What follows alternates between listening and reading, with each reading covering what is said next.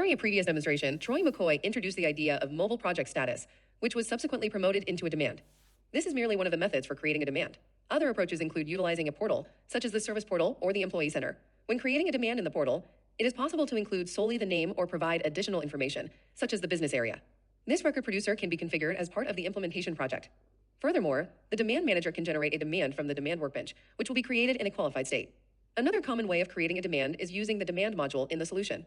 To begin, let's assume the role of demand manager Brian Marshall. Brian wants to create a new demand that will notify team members on their mobile devices to review their pending tasks.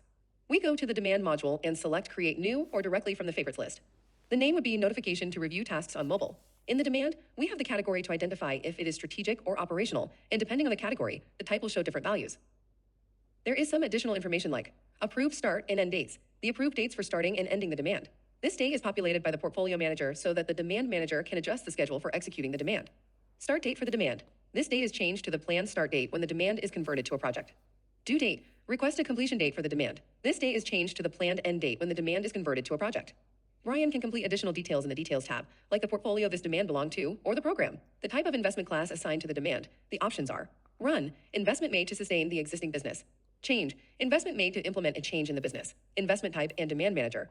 I'm the demand manager, so I assign it to myself. We can assign an initial priority. This priority can be reviewed later during the screening. Collaborators, users who can edit or contribute to the demand. Department in a business unit to which the demand submitter belongs. Specify the business unit accountable for the demand and those it affects. Additionally, outline the relevant business capabilities and applications that are enhanced or added as a result of the demand.